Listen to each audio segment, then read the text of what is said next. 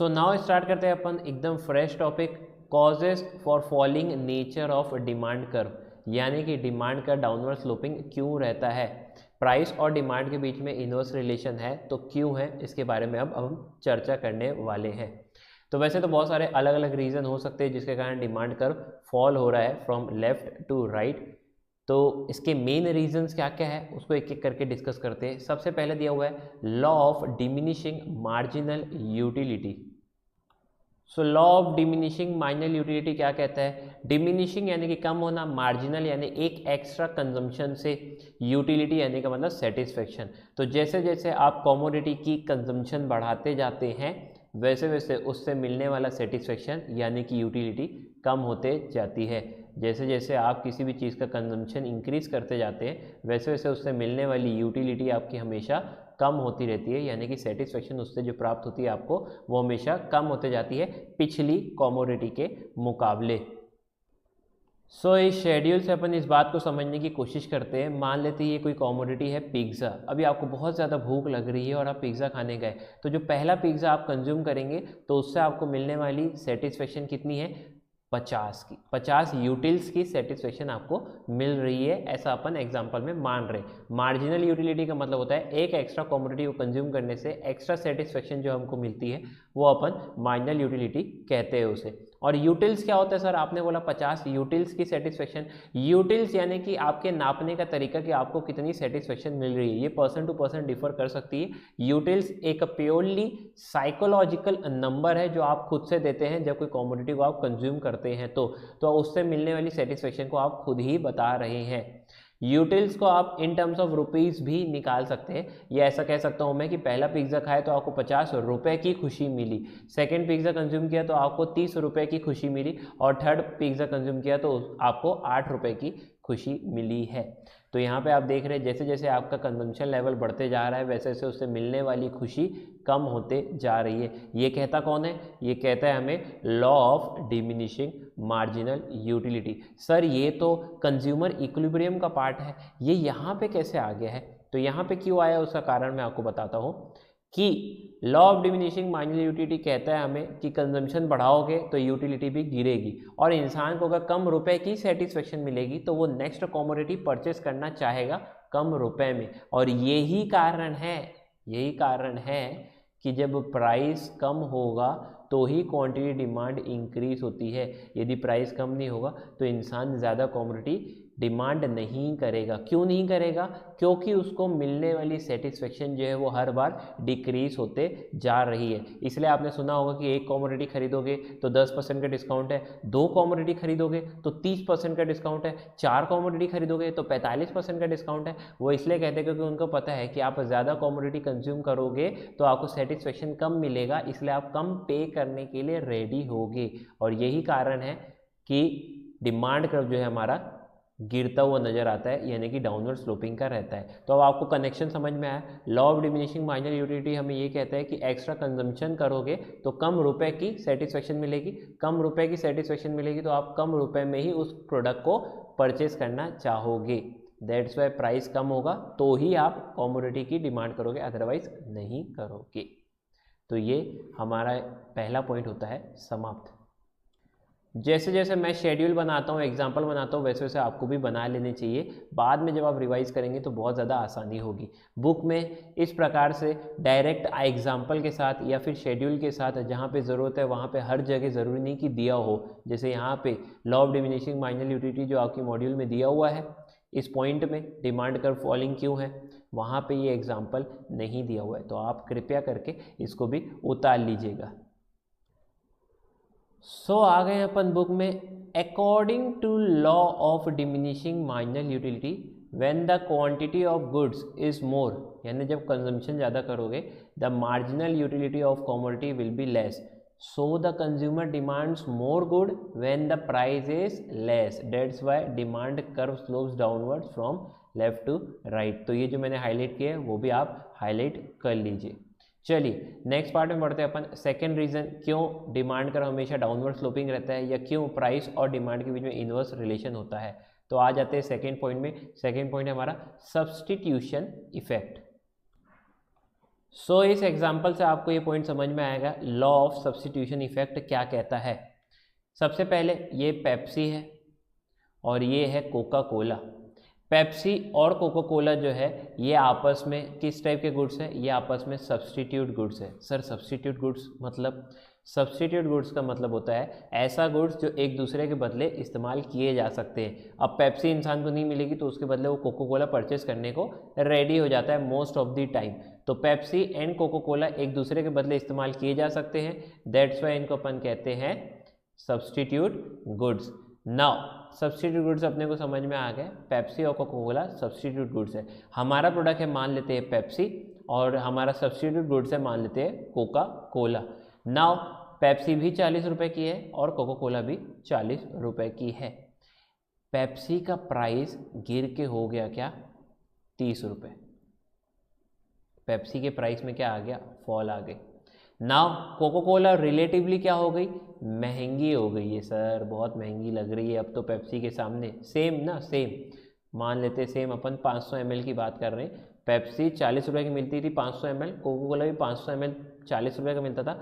अब पेप्सी का रेट 30 रुपये हो गया तो क्या होगा, तो अब जो लोग पहले कोका कोला पीते थे वो उसके substitute goods that is Pepsi में कूद पड़ेंगे। क्यों कूद पड़ेंगे, क्योंकि 40 रुपये की कोका कोला जो कि रिलेटिवली महंगी है पेप्सी के मुकाबले, तो पेप्सी हुई सस्ती। तो जो पहले लोग पेप्सी पीते थे वो तो अभी भी पी रहे हैं, लेकिन पहले जो लोग कोका कोला पी रहे थे अब वो कूद के कहाँ आ जाएंगे, पेप्सी में आ जाएंगे, क्योंकि सर पेप्सी सब्स्टिट्यूट गुड्स है प्लस रिलेटिवली उससे चीपर है। तो मैं क्या बोलूँगा, डिमांड जो है वो पेप्सी का इंक्रीज हो जाएगा। क्यों, क्योंकि पेप्सी अब रिलेटिवली चीपर हो गई है अपने सब्स्टिट्यूट गुड्स के मुकाबले। यही कारण है जब प्राइस नीचे जाता है तो क्वांटिटी डिमांड जो है वो ऊपर होती है। तो अपन ने सेकेंड रीज़न भी पढ़ लिया है। ये एग्जाम्पल भी आप उतार दे, पेप्सी और कोका कोला सब्स्टिट्यूट गुड्स है, ये भी लिख दे। सब्स्टिट्यूट गुड्स मैं कह दे सकता हूँ दो ऐसे गुड्स जो एक दूसरे के बदले इस्तेमाल किए जा सकते हैं, एक दूसरे के बदले इस्तेमाल किए जा सकते हैं, इस्तेमाल या यूज किए जा सकते हैं। सो प्राइस ऑफ पेप्सी गिरेगी तो डिमांड फॉर पेप्सी इंक्रीज होती है। वाई, बिकॉज रिलेटिवली चीपर हो गई है अपने सब्स्टिट्यूट गुड से, रिलेटिवली चीपर है ये अपने substitute that is Coca Cola से। तो ये वाला पॉइंट भी हमारा यहाँ पे होता है ख़त्म। तो आप आराम से पॉज करके इसको उतार लीजिए। अपन बढ़ते हैं अब बुक की ओर। सो यही लिखा है आपकी बुक में भी कि अगर सब्स्टिट्यूट गुड्स के प्राइस बढ़ जाते हैं तो आपका गुड्स रिलेटिवली चीपर हो जाता है, तो उस गुड्स की डिमांड ऑटोमेटिकली बढ़ जाती है। दैट्स वाई डिमांड कर्व कैसा रहता है, डाउनवर्ड स्लोपिंग रहता है। अच्छा, यहाँ पे मैंने आपको प्राइस ऑफ पेप्सी कम होते दिखाया है, बढ़ा के भी दिखाऊंगा तो भी आपको समझ में आ जाएगा, उसका वाइस वर्सा इफेक्ट ही होता है। चलिए नेक्स्ट आता है अपना इनकम इफेक्ट। अभी इनकम इफेक्ट क्या कहता है उसको समझते हैं। सो इनकम इफेक्ट के लिए भी अपन ने ये एग्जाम्पल उतार दिया है। मान लेते हैं एक पर्सन है राम, राम के पास है 40 रुपये, वो चॉकलेट खरीदने गया, मान लेते डेयरी मिल्क खरीदने गया। बोला भैया डेयरी मिल्क कितने की, तो उसने बोला भैया 10 रुपये की एक है। तो बोला मेरे पास 40 रुपये है, आप मेरे को 4 पीस दे दो, क्योंकि 40 रुपये है, एक पीस अगर 10 रुपये का है तो 4 पीस वो परचेस कर पाएगा। ठीक बात है। अगली बार फिर वो गया 40 रुपये लेके, बोला भैया डेयरी मिल्क दे दो, एक कितने की, बोला अरे भैया रेट कम हो गया है, 8 रुपये हो गया है, जो 10 रुपये की डेयरी मिल्क थी अब वो डेयरी मिल्क जो है 8 रुपये की हो गई। बोलो कितनी दूँ, तो आप बोले 40 रुपये तो हम पूरे उड़ा के जाएंगे, तो 5 पीस दे दो। 8 × 5 = 40। यानी कि आप बताओ क्या राम की एक्चुअल इनकम बढ़ी? नहीं सर, पहले भी 40 रुपये लेके आया था, अभी भी 40 रुपये लेके आया है। तो इनकम इफेक्ट क्यों लिखा था? क्योंकि उसकी रियल इनकम बढ़ गई। सर ये रियल इनकम क्या होता है? रियल इनकम का बढ़ना क्या होता है? पहले 40 रुपये में 4 डेयरी मिल्क ही परचेस कर पाता था वो, अब 40 रुपये में 5 परचेस कर पा रहा है। यानी अब सेम अमाउंट ऑफ रुपीज़ में वो ज़्यादा कॉमोडिटी परचेस कर सकता है। इसी को अपन कहते हैं रियल इनकम का बढ़ना। सेम अमाउंट में ज़्यादा कॉमोडिटी परचेस कर सकते हो, इसे अपन कहते हैं रियल इनकम का बढ़ना। याद रखना एक्चुअल इनकम इसकी नहीं बढ़ी है। 40 पहले रुपये लेके आया था, अब 50 रुपये लेके नहीं आया है। 40 ही है। 40 रुपये पहले भी थे, 40 रुपये अभी भी है। एक्चुअल इनकम नहीं बढ़ी है, रियल इनकम बढ़ गई है। यानी पहले 40 रुपये में 4 कमोडिटी परचेस कर पाता था, अब वही 40 रुपये से 5 कमोडिटी परचेस कर सकता है। रियल इनकम बढ़ गई है। देयरफॉर आप देख रहे हो कि प्राइस गिरा तो ज़्यादा कमोडिटी की डिमांड की गई। तो अपन क्या कह सकते हैं, अपन कह सकते हैं कि प्राइस 10 से हुआ 8, डेट इज़ प्राइस में गिरावट आई और कमोडिटी डिमांड 4 से 5 हो गई है। तो क्वांटिटी डिमांड जो है हमारा इंक्रीज हो गया है। अगेन लॉ ऑफ डिमांड आ गया यहाँ पे, प्राइस और क्वांटिटी डिमांड के बीच में इनवर्स रिलेशन। यही तो अपन समझाने की कोशिश कर रहे थे। सो ये लिखा हुआ है किस पे, इनकम इफेक्ट में लिखा हुआ है। तो ये आप आराम से इसको उतार लो। तो अब चलते हैं अपन वापस से बुक की ओर। सो यहाँ लिखा हुआ है the income effect tells that the real income of the consumer rises due to fall in the price level, so they purchase more and more of goods when the price falls, this is said to be income effect. तो income effect में आप हमेशा याद रखना कि इंसान की actual income जो है वो नहीं बढ़ती है, बल्कि क्या इंक्रीज होता है, रियल इनकम इंक्रीज होता है। इस बात को आप याद रखना, ऐसे लिख भी देना। कल को आप इसी पॉइंट में कंफ्यूज होगे, इनकम इफेक्ट को सोच लोगे जल्दी जल्दी रीड करते वक्त, इनकम इफेक्ट यानी कि इनकम का बढ़ना, वहाँ पे आप गलती कर बैठोगे। तो वो गलती से अपने को बचना है। वहाँ पे आप आराम से लिखना कि रियल इनकम बढ़ेगी, यानी आप सेम अमाउंट में ज़्यादा कमोडिटी परचेज कर सकते हैं।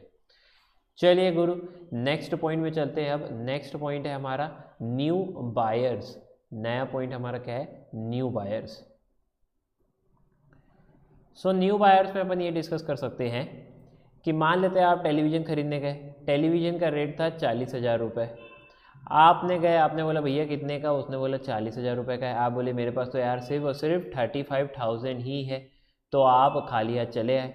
देन आप गए वापस से 1-2 महीने के बाद, आपको लगा कि सेल लगी है तो एक बार पूछ लेता हूँ। तो दिवाली की सेल चल रही थी, आपने बोला भैया ये टीवी कितने का, तो बोले वैसे तो 40,000 का था, लेकिन अब इसका प्राइस गिर के 32,000 रुपये हो गया है। आप बोले यस मैं खरीद सकता हूँ, अब मेरे पास 35,000 रुपये थे, तो आप प्लीज़ मुझे दे दो ये टीवी, मैं अब इसको खरीदूंगा। तो हुआ क्या, हुआ ये कि प्राइस गिरने से पहले जो पर्सन अफोर्ड नहीं कर पाता था, अब वो भी अफोर्ड कर पाएगा। तो हैंस अपन कह सकते हैं कि डिमांड इंक्रीज हो गई। अगेन ये कारण है लॉ ऑफ डिमांड का, या अपन कह सकते हैं कि प्राइस और डिमांड के बीच में क्यों इनवर्स रिलेशन होता है, क्योंकि न्यू बायर्स आपके पैदा हो जा रहे हैं। यदि आप प्राइस कम कर ले रहे हैं तो ज़्यादा प्राइस में जो खरीद सकता था वो तो खरीदेगा ही खरीदेगा, प्लस जो अफोर्ड पहले नहीं कर सकता था अब वो अफोर्ड कर पा रहा है। नेक्स्ट पॉइंट है ओल्ड बायर्स। अब इस ओल्ड बायर्स को अपन समझते हैं। सो ओल्ड बायर वाला पॉइंट अपन ये राम वाले एग्जांपल से ही समझ सकते हैं। राम जो 40 रुपये लेके पहुंचा था, 10 रुपये की चॉकलेट थी तो 4 परचेस करके आया था, और फिर यही राम जो 40 रुपये लेके आया है अगेन, अब की बार ये चॉकलेट 8 रुपये की हो गई तो वो 5 खरीद के जा रहा है। यानी ओल्ड बायर क्या करते हैं, अगर प्राइस गिर जाता है तो ज़्यादा कमोडिटी परचेस करके आ जाते हैं। तो प्राइस कम होगा तो क्वांटिटी डिमांड बढ़ जाती है ओल्ड बायर्स की। तो ये भी एक कारण है कि प्राइस और डिमांड के बीच में इनवर्स रिलेशन है। तो सेम एग्जांपल आप इस्तेमाल कर सकते हो रियल इनकम वाले पॉइंट में भी, इनकम इफेक्ट वाले पॉइंट में भी, और सेम एग्जांपल आप इस्तेमाल कर सकते हो ओल्ड बायर वाले पॉइंट में भी। बस पॉइंट ऑफ व्यू अलग है। वहाँ पे हमने बोला रियल इनकम बढ़ गई, दैट्स वाई ज़्यादा परचेस कर रहा है। इधर हम बोल रहे हैं ओल्ड बायर है, तो ओल्ड बायर जो पहले परचेस करता था अभी भी परचेस करेगा, पहले भी 40 रुपये उड़ाता था अभी भी 40 रुपये उड़ा रहा है, लेकिन अब वो पहले से ज़्यादा परचेस करना चाह रहा है या परचेस कर रहा है। तो ये पॉइंट आप याद रखना।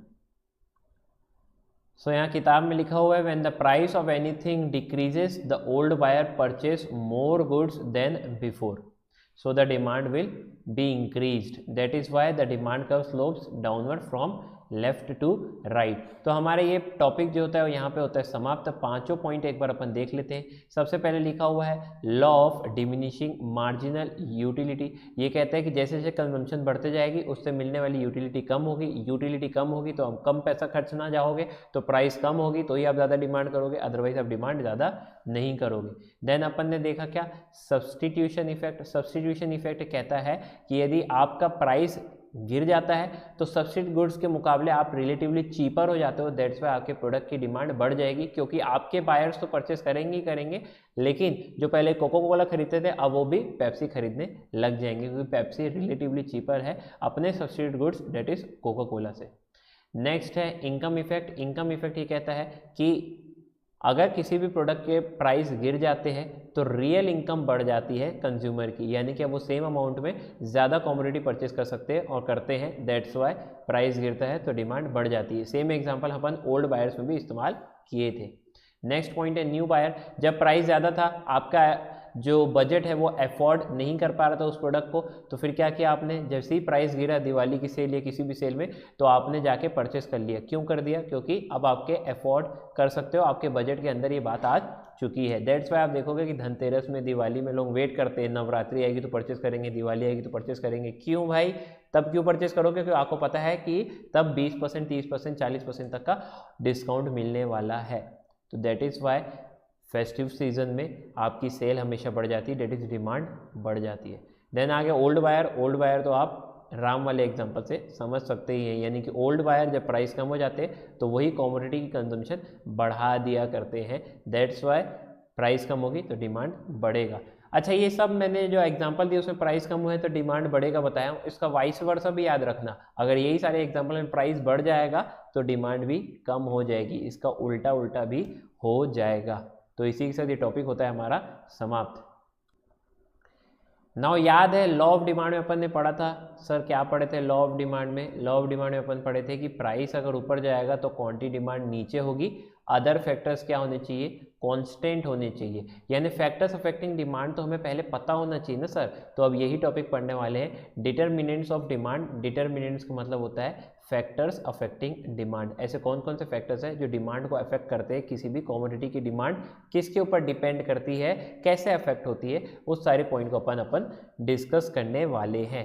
एक्सेप्शन जो है उसको अपन बाद में डिस्कस करेंगे, फैक्टर्स को अपन सबसे पहले डिस्कस कर रहे हैं। तो सबसे पहला पॉइंट ये हुआ है प्राइस ऑफ द गुड्स। अब ये बड़ा सिंपल पॉइंट है कि अगर किसी प्रोडक्ट का प्राइस गिरेगा तो क्वांटिटी डिमांड जो है वो इंक्रीज होगी, एंड वाइस वर्सा ऑल्सो। तो ये पहला फैक्टर अपन ने पढ़ लिया है। लॉ ऑफ डिमांड में तो अपन इस बात को समझ भी चुके हैं।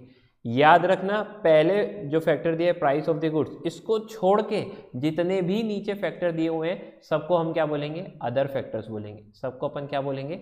अदर फैक्टर्स बोलेंगे। लॉ ऑफ डिमांड क्या कहता है कि प्राइस ऊपर जाएगा तो डिमांड नीचे आएगी, and vice versa, other factors remaining constant. तो प्राइस जो है, प्राइस ये तो हमारा पहला फैक्टर है, इसको छोड़ के जितने भी फैक्टर दिए होंगे सबको अदर फैक्टर कह रहा है इस लॉ के हिसाब से। इस बात को आप याद रखना। तो पहला पॉइंट जो है वो मेन फैक्टर, बाकी सारे पॉइंट को अपन कैसे रीड करेंगे? Other factors. नेक्स्ट आता है prices of the substitute goods. अब इसको अपन समझते हैं। सो प्राइजेस ऑफ सब्स्टिट्यूट गुड्स वाला जो पॉइंट है उसको अपन इस एग्जांपल से समझते हैं। मान लेते हैं टी एंड कॉफ़ी आपस में सब्स्टिट्यूट गुड्स है। वैसे तो बहुत सारे लोगों के लिए सब्स्टिट्यूट नहीं है, जो चाय पीते हैं वो चाय पीते हैं, जो कॉफ़ी लवर है वो कॉफ़ी ही लवर होते हैं, लेकिन आपकी बुक में दिया है कि टी और कॉफ़ी सब्स्टिट्यूट गुड्स है, तो मान लेते हैं एग्जाम्पल के लिए। तो टी और कॉफ़ी सब्स्टिट्यूट गुड्स है। सर सब्स्टिट्यूट गुड्स यानी कि दो ऐसे गुड्स जो एक दूसरे के बदले इस्तेमाल किए जा सकते हैं। अब अगर प्राइस ऑफ टी इंक्रीज हो जाएगा तो क्या होगा? लोग चाय कम पियेंगे, कॉफ़ी ज़्यादा पीना स्टार्ट कर देंगे। दैट इज़ वाई अपन कह सकते हैं कि डिमांड फॉर कॉफ़ी इंक्रीज हो जाएगा। So price of T increase हुआ तो इफेक्ट क्या पड़ा? डिमांड ऑन कॉफ़ी इंक्रीज हो जाएगा, सो इंक्रीज हो जाएगा। तो सब्स्टिट्यूट गुड्स के बीच में कैसा रिलेशन देखने को मिल रहा है? सर दोनों एक ही डायरेक्शन में जा रहे हैं, इसको अपन डायरेक्ट रिलेशन कहेंगे। क्या कहेंगे अपन इसको? डायरेक्ट रिलेशन कहेंगे। याद रखना, जब अपन फैक्टर पढ़ते हैं और सब्स्टिट्यूट गुड्स या फिर कॉम्प्लीमेंट्री गुड्स पढ़ेंगे तो एक कॉमोडिटी का प्राइस लेना और दूसरे कॉमोडिटी की डिमांड लेना, तो ही आप इस पॉइंट को प्रॉपर वे में एक्सप्लेन कर पाओगे। अगर दोनों ही सेम कॉमोडिटी का पकड़ लिया तो फिर ये पॉइंट आप समझा नहीं पाओगे। यानी कि प्राइस ऑफ टी बढ़ी तो डिमांड ऑफ टी कम हो जाएगी, ये अगर लिख दे तो आप सब्स्टिट्यूट गुड्स को समझा नहीं पाओगे। सब्स्टिट्यूट गुड्स को समझाना है, इस पॉइंट को समझाना है, तो आपको ये लेना पड़ेगा कि प्राइस ऑफ टी इंक्रीज हो रहा है तो डिमांड फॉर कॉफ़ी इंक्रीज हो रही है। तो एक प्रोडक्ट का प्राइस, दूसरे प्रोडक्ट का डिमांड, ऐसे देखना है आपको, तो ये पॉइंट आप प्रॉपर वे में एक्सप्लेन कर पाओगे। अब यही बात लिखी हुई बुक में, आ जाओ बुक में एक बार देख लेते हैं। जो जो उतारा नहीं है तो इसको एक बार उतार दो। So price of the substitute goods में यही बात लिखी हुई है, डिमांड कोई कॉमोडिटी की सिर्फ अपने प्राइस पे डिपेंड नहीं करती है, बल्कि प्राइस ऑफ सब्स्टिट्यूट गुड्स में भी करती है। और फिर टी एंड कॉफ़ी का एग्जाम्पल दे दिया है। तो आपको ये बात समझ में आ गई होगी। और अगर इसका उल्टा समझे सर, तो अगर प्राइस ऑफ टी कम हो जाता है तो टी की डिमांड बढ़ जाएगी, यानी पहले जो लोग कॉफ़ी पीते थे वो भी अब कहाँ कूद पड़ेंगे, चाय में कूद पड़ेंगे। तो मैं ऐसा कह सकता हूँ डिमांड फॉर कॉफ़ी भी क्या हो जाएगा, कम हो जाएगा। Again price of T and demand of coffee में कैसा रिलेशन है, डायरेक्ट रिलेशन है। सब्स्टिट्यूट गुड्स में हमेशा डायरेक्ट रिलेशन देखने को मिलता है। सो ये एग्जाम्पल आप लिख लेना, और चाहे तो उल्टा करके भी लिख सकते हो आप, प्राइस ऑफ कॉफ़ी और डिमांड फॉर टी भी करके लिख सकते हैं आप, बुक में ऐसे ही दिया हुआ है। चलिए नेक्स्ट आता है हमारा prices of complementary goods. Sir ये कॉम्प्लीमेंट्री गुड्स क्या होता है? दो ऐसे गुड्स जो एक साथ यूज़ करोगे तभी आप यूटिलिटी निकाल सकते हो, यानी यूटिलिटी प्राप्त कर सकते हो। कैसे सर? शुगर और टी अपन कह सकते हैं, शुगर और टी साथ में इस्तेमाल किए जाते हैं तो ही उसका प्रॉपर यूज़ निकल सकता है। कार एंड पेट्रोल कह सकते हैं अपन। अभी खारी काल का क्या करोगे आप? कुछ नहीं कर सकते आप जब तक उसमें पेट्रोल नहीं है। तो कार एंड पेट्रोल अपन क्या कह सकते हैं, ये कॉम्प्लीमेंट्री गुड है, यानी दोनों को एक साथ इस्तेमाल करोगे तो ही आप यूटिलिटी डेराइव कर सकते हो। कार और डीजल भी हो सकता है, पेन और इंक भी हो सकती है, यानी इंक पेन और इंक। तो इंक पेन और इंक साथ में इस्तेमाल किए जाते हैं तो ही यूटिलिटी डिराइव कर सकते हो आप उस एक्ट से। तो उस टाइप के गुड्स को अपन कहते हैं कॉम्प्लीमेंट्री गुड्स। सब्स्टिट्यूट गुड्स यानी दो ऐसे गुड्स जो एक दूसरे के बदले इस्तेमाल किए जाते हैं। कॉम्प्लीमेंट्री गुड्स यानी दो ऐसे गुड्स जो साथ में ही इस्तेमाल करने पड़ते हैं। मशीन और मशीन का ऑयल भी कह सकते हैं अपन। सो मैंने कॉम्प्लीमेंट्री गुड्स लिया है इंक और इंक पेन। अब मान लेते हैं प्राइजेस ऑफ इंक जो है वो इंक्रीज हो गए, पी फॉर प्राइस इंक, और ये इंक्रीज हो रहा है। प्राइस ऑफ इंक बढ़ेगा तो क्या होगा, लोग बोलेंगे यार इंक महंगी होती जा रही है तो इंक पेन खरीदने का कोई फ़ायदा नहीं, आज से अपन डॉट पेन खरीदेंगे, बॉल पेन खरीदेंगे, जेल पेन खरीदेंगे, लेकिन इंक पेन नहीं खरीदेंगे। देयरफॉर मैं बोल सकता हूँ प्राइस ऑफ इंक बढ़ेगा तो डिमांड फॉर इंक पेन क्या हो जाएगा, रेड्यूस हो जाएगा। और इंक पेन आपस में कैसे गुड्स है सर, कॉम्प्लीमेंट्री गुड्स है। तो कॉम्प्लीमेंट्री गुड्स में कैसा रिलेशन देखने को मिलता है, प्राइस ऑफ इंक बढ़ रहा है तो डिमांड फॉर इंक पेन कम हो रहा है, तो यहाँ पे इनवर्स रिलेशन देखने को मिल रहा है। सब्स्टिट्यूट गुड्स में कैसे देखने मिला था, वहाँ पे डायरेक्ट रिलेशन देखने को मिला था। प्राइस ऑफ टी इंक्रीज होता है तो डिमांड फॉर कॉफ़ी भी इंक्रीज होता है। तो याद रखना कॉम्प्लीमेंट्री गुड्स में इनवर्स रिलेशन है और सब्स्टिट्यूट गुड्स में डायरेक्ट रिलेशन है। लेकिन एक और चीज़ दोनों में ये याद रखनी है कि प्राइस एक कमोडिटी की लेना जबकि डिमांड दूसरे कमोडिटी की ही लेना, तो ही इस पॉइंट को आप समझा पाओगे, अदरवाइज आप समझा नहीं पाओगे। सो आपकी बुक में यही सारी बातें लिखी हुई है। यहाँ पे दो अलग अलग कॉम्प्लीमेंट्री गुड्स लिए गए हैं। यहाँ पे कार एंड पेट्रोल को लेके समझाया है हमने, इंक और इंक पेन से समझा दिया है, बातें सेम लिखी हुई है, कोई उसमें अंतर नहीं है। यदि आप इंक और इंक पेन से भी इस पॉइंट को समझाते हैं तो वो एकदम करेक्ट होगा, बल्कि जैसे मैंने लिखा था वैसे एज इट इज़ हूबहू आप लोग भी लिख देना। कॉम्प्लीमेंट्री गुड्स यानी दो ऐसे गुड्स जो साथ में इस्तेमाल किए जाते हैं तो ही आप यूटिलिटी डिराइव कर सकते हैं। चलिए नेक्स्ट आता है इनकम ऑफ द कंज्यूमर। आपकी बुक में इसको डिटेल में नहीं दिया हुआ है, नॉर्मली दिया हुआ है। क्या दिया हुआ है सर, इसमें दिया है कि इनकम यदि इंक्रीज होगी तो डिमांड आप ज़्यादा करोगे। भाई ज़्यादा पैसे आपके पास तो ज़्यादा गुड्स की डिमांड कर सकते हो, कम पैसे है, गरीब हो तो कम गुड्स की डिमांड करोगे। तो इनकम ज़्यादा तो डिमांड ज़्यादा, और वाइस वर्सा भी कह सकता हूँ, इनकम कम तो डिमांड कम। तो इनकम और डिमांड के बीच में कैसा रिलेशन है, डायरेक्ट रिलेशन देखने को मिलेगा। वैसे दो टाइप के गुड्स होते हैं, एक होता है इन्फीरियर गुड्स, दूसरा होता है नॉर्मल गुड्स, और उस पर इनकम ऑफ कंज्यूमर समझाया जाता है, लेकिन आपको इतना ज़्यादा डिटेल में नहीं है। हालांकि नीचे इन्फीरियर गुड्स और नॉर्मल गुड्स नीचे आने वाले टॉपिक में आएगा, तब मैं आपको ये वाले पॉइंट से को रिलेट करके वापस से बता दूंगा। ये वाला पॉइंट जो दिया ये करेक्ट है, लेकिन हाफ करेक्ट है। नॉर्मल गुड्स के लिए ये बात सही है, इन्फीरियर गुड्स के लिए ये बात सही नहीं है। नॉर्मल गुड्स क्या होते हैं, इन्फीरियर गुड्स क्या होते हैं, जब वो टॉपिक आएगा तब आपको मैं प्रॉपर वे में समझाऊंगा भी, और इस वाले पॉइंट से मैं कनेक्ट करके भी बता दूंगा, तो आप उसकी टेंशन ना लें। अभी के लिए आप आसान शब्दों में ये समझें कि इनकम अगर बढ़ेगी तो demand for normal goods increase होता है, और इनकम कम होगी तो डिमांड फॉर नॉर्मल गुड्स कम होता है। बाकी सब as it is. Next point है हमारा test and preference of the consumer. अभी बड़ा सिंपल पॉइंट है, कोई भी चीज़ आपके टेस्ट की है एंड आपके प्रेफरेंस की है तो ऑटोमेटिकली आप उस गुड्स की डिमांड ज़्यादा करेंगे। कोई भी चीज़ आपके टेस्ट की नहीं है, प्रेफरेंस की नहीं है या आउट ऑफ फैशन हो चुकी है तो उसकी डिमांड कम हो जाती है।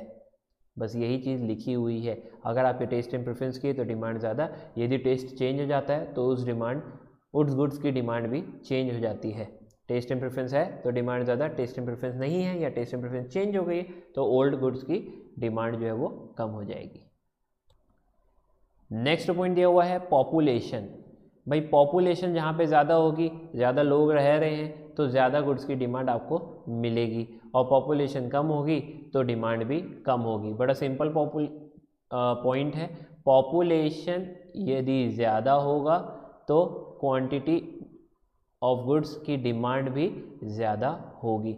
यही कारण है लोग गांव छोड़ के शहर में बिजनेस खोलने को आते हैं। क्यों? क्योंकि गांव में पॉपुलेशन कम है, शहर में ज़्यादा है, तो आप सोचते हैं कि हम ज़्यादा बेच पाएंगे क्योंकि यहाँ की पॉपुलेशन जो है वो ज़्यादा है। नेक्स्ट है क्लाइमेट। अब क्लाइमेटिक कंडीशन कैसे इन्फ्लुएंस करती है डिमांड को सर? तो देखो, कई प्रोडक्ट जो रहते हैं वो डिपेंड करते हैं क्लाइमेट पे। मान लेते हैं ये अपन ने जैकेट पहना है। जैकेट क्यों पहना है? क्योंकि ठंडी का मौसम है। तो विंटर सीजन होगा, कैसा सीज़न होगा? विंटर सीजन होगा, तो जैकेट की डिमांड ऑटोमेटिकली क्या होगी? ज़्यादा हो जाएगी। जैकेट की डिमांड भी ज़्यादा हो जाएगी। तो बहुत सारे प्रोडक्ट होते हैं जो क्लाइमेट पे डिपेंड करते हैं। अभी रेनी सीजन होगा तो अम्ब्रेला और रेनकोट की डिमांड बढ़ जाएगी। इसी प्रकार से चलता है। तो कुछ प्रोडक्ट ऐसे होते हैं जो कि क्लाइमेट पे डिपेंड करते हैं, जैसे कि ये जैकेट हो गया, रेनकोट हो गया, अम्ब्रेला हो गया। तो ये एग्जांपल यहाँ पे लिख देना। क्लाइमेटिक कंडीशन इन्फ्लुएंस करते हैं डिमांड को। हॉट क्लाइमेटिक कंडीशन में गर्मियों में कोल्ड ड्रिंक्स ज़्यादा बिकती है, रेनी सीजन में अम्ब्रेला ज़्यादा बिकते हैं, विंटर सीजन में जैकेट या फिर स्वेटर ज़्यादा बिकते हैं। सो इसी के साथ हमारे 7 फैक्टर होते हैं समाप्त। याद रखना, प्राइस को छोड़ के बाकी जितने नीचे के 6 फैक्टर है उसको आप अदर फैक्टर्स कहेंगे। तो अब मैं वापस से समझा देता हूँ। लॉ ऑफ डिमांड क्या कहता है कि अगर प्राइस ऊपर जाएगा तो क्वांटिटी डिमांड जो है वो नीचे आएगी, एंड वाइस वर्सा। लेकिन अदर फैक्टर्स कैसे रहने चाहिए?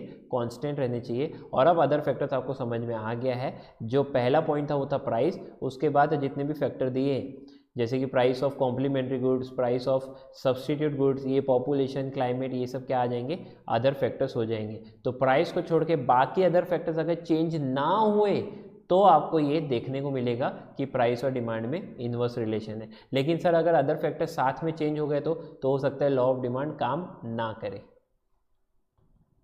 अदर फैक्टर्स रिमेनिंग कांस्टेंट को सेट्रिस पैरिबस भी कहते हैं। क्या कहते हैं? सेट्रिस पैरिबस भी कहा जाता है। तो एमसीक्यू या ऑब्जेक्टिव टाइप क्वेश्चन में इस टाइप का क्वेश्चन पूछ लेता है।